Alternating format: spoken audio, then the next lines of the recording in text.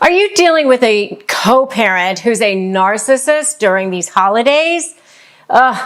It's so painful and so difficult, but by the time you finish watching this video, you're going to have some ideas of what to do and what not to do when dealing with that co-parent in the holidays.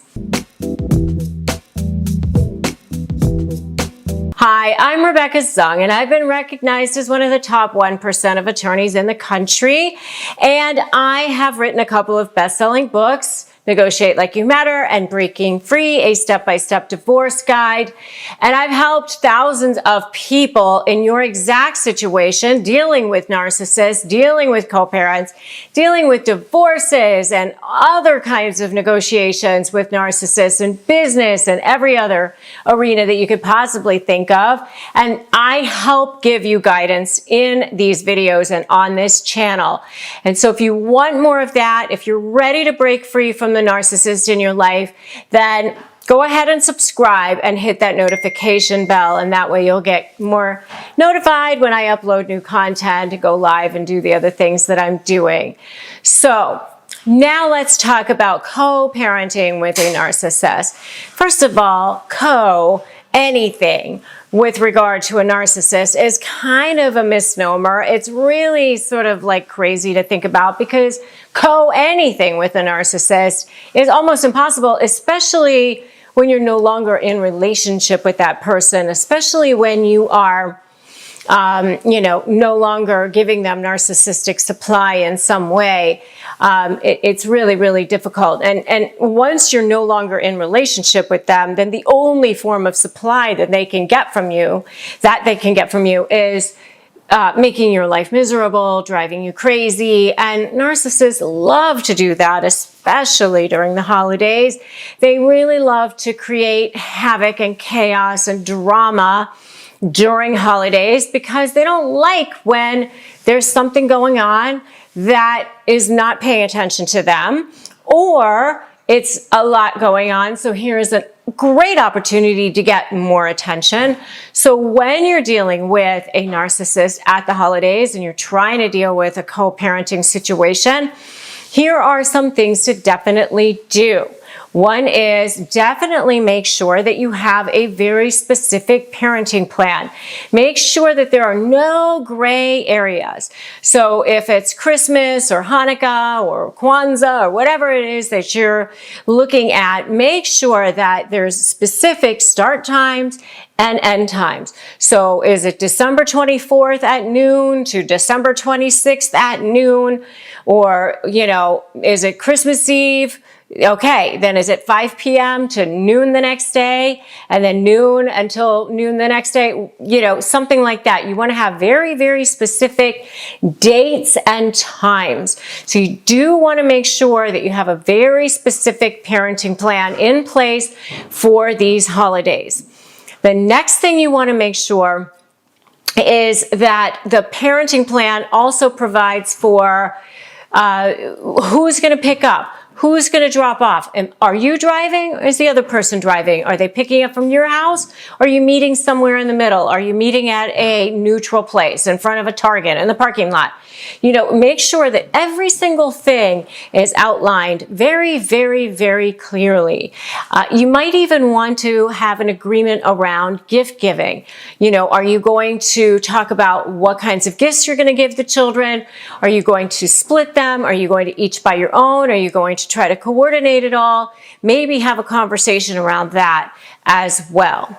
So the more specific you can get, the better it's going to be. So make sure that you do not leave any gray areas in that parenting plan. Don't say, sometime on Christmas Day, as the kids want to, or something like that. Those are the kinds of things that, have you going crazy.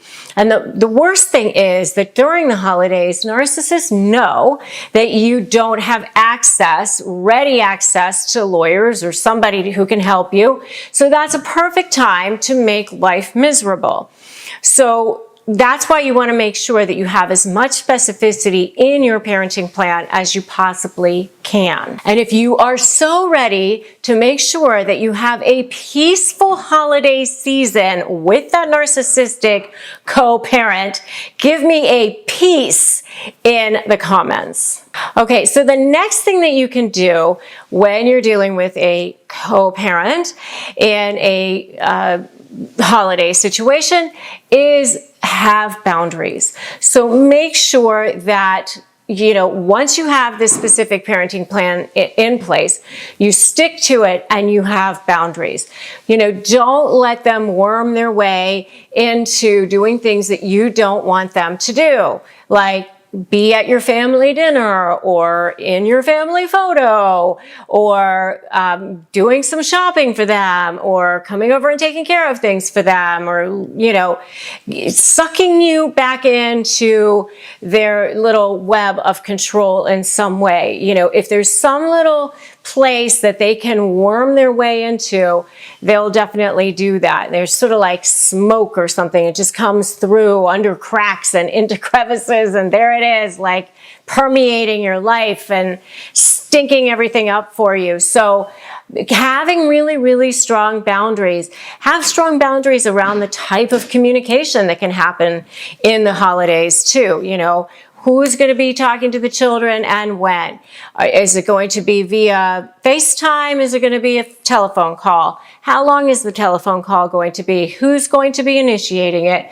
And then have boundaries around the times that those times are not. So, you know, they can't be texting the kids 20 times a day. You know, trying to make sure that, you know, they're sabotaging your parenting time, or vice versa. You know, you want to just make sure it's peaceful for the children as well. So the more you can just have boundaries and stick to them, the more it'll actually be peaceful for the children as well, because, you know, this is their holiday time. It's the only holiday time they're ever going to have. This is the only time, you know, they're going to have Christmas at this year, whatever, at this age and this little time of their lives. And so you want to make memories for them, and you don't want them to be, you know, negative. You want them to be positive.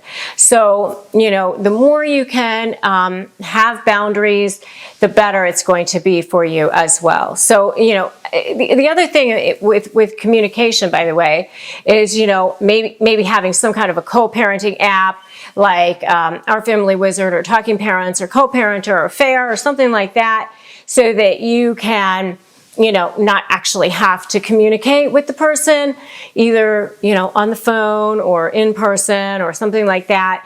If it's an especially inflammatory or explosive or volatile situation, you might want to have your exchange be in a public place, or maybe a neutral place, or a supervised place even, so that, you know, during that one little period of time where you might actually have to see the other person, there's no opportunity for anything inflammatory that's going to upset you. You know, narcissists are great at their little passive-aggressive moves, like, you know, making a little comment or sliding in a little dig, even making a face or a sound like, you know, something like that. Just any little thing that can kind of set you off and upset you. So, you know, remember, they get supply from that. So if they're gonna be looking for those opportunities to get narcissistic supply. And if you want to know more about co-parenting with a narcissist in general,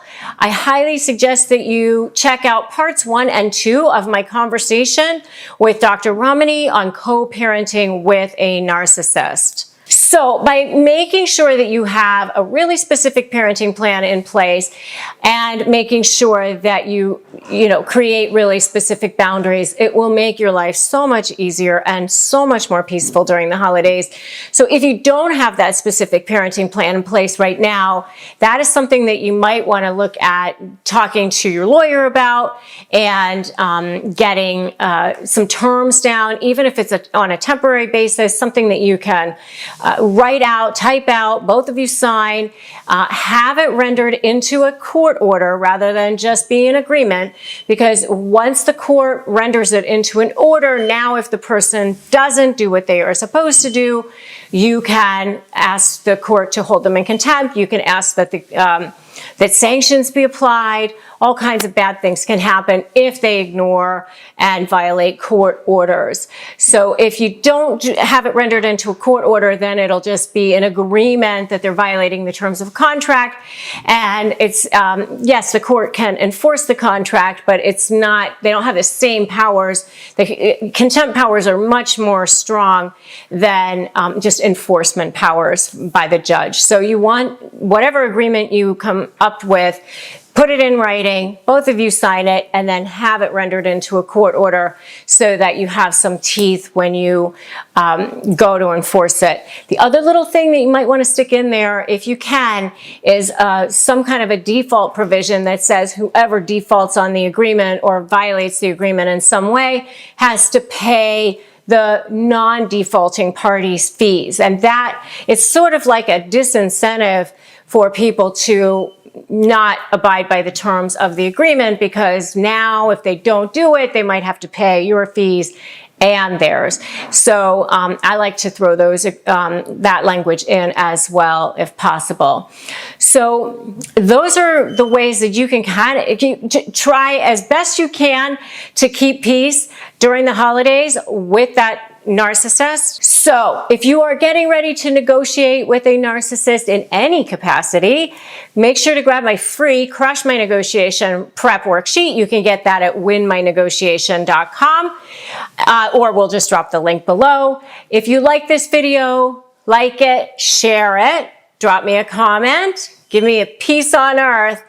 Peace on earth, baby. And make sure that you subscribe and hit that notification bell. I'm so glad that you stopped by here today. I wish you peace, health, happiness, love. Let's make this next year the best one ever. And I'm Rebecca Zung. Thanks so much for stopping by. I'll see you in the next video.